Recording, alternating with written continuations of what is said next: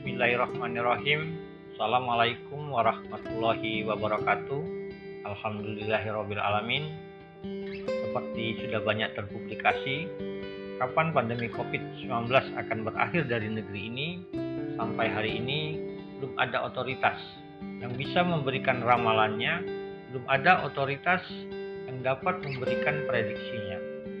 Namun bila melihat perkembangan penambahan kasus terkonfirmasi yang terkini, nampaknya pandemi COVID-19 akan terus dan masih betah berdomisili di negeri ini.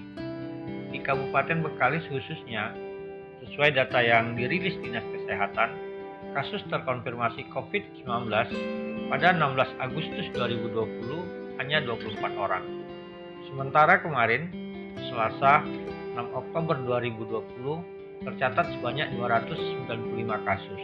Artinya, hanya dalam kurun waktu 2 bulan, kasus terkonfirmasi COVID-19 di Kabupaten Bengkalis bertambah 271 kasus, atau rata-rata bertambah 5 orang per hari.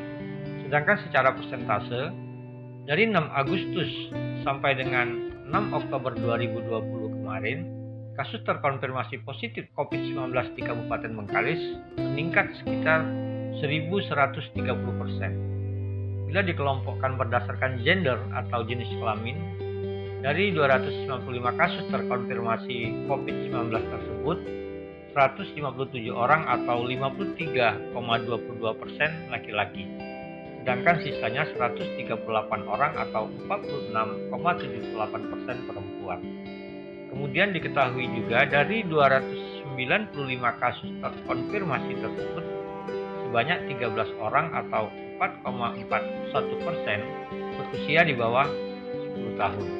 Sedangkan bila dirinci per kecamatan, terbanyak di Kecamatan Mandau, yakni 126 kasus atau 42,71%. Lalu Kecamatan Bengkalis 68 kasus atau 23,05%, Batin Solapan 48 kasus atau 16,27%, Pinggir 17 kasus atau 5,76%, Bukit Batu 12 kasus atau 4,07%, Bantan 9 kasus atau 3,05%, Lupat 7 kasus atau 2,37%, Siak Kecil 6 kasus atau 2,03%, Utara 1 kasus atau 0,34%, dan Talang Mandau juga 1 kasus atau 0,34%. Sedangkan satu-satunya kecamatan di Kabupaten Bengkalis yang alhamdulillah hingga saat ini tidak terdapat warganya yang terkonfirmasi COVID-19 adalah Bandar Laksamana.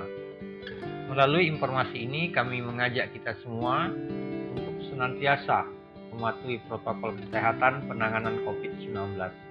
Pastikan selalu menggunakan masker ketika berada atau beraktivitas di luar rumah. Kemudian jangan lupa mencuci tangan dengan sabun dan air yang mengalir usai beraktivitas di luar rumah, serta senantiasa menjaga jarak aman minimal 1 meter ketika berinteraksi dengan orang lain.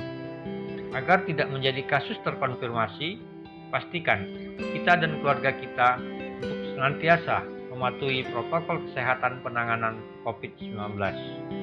Demikian, semoga bermanfaat. Assalamualaikum warahmatullahi wabarakatuh.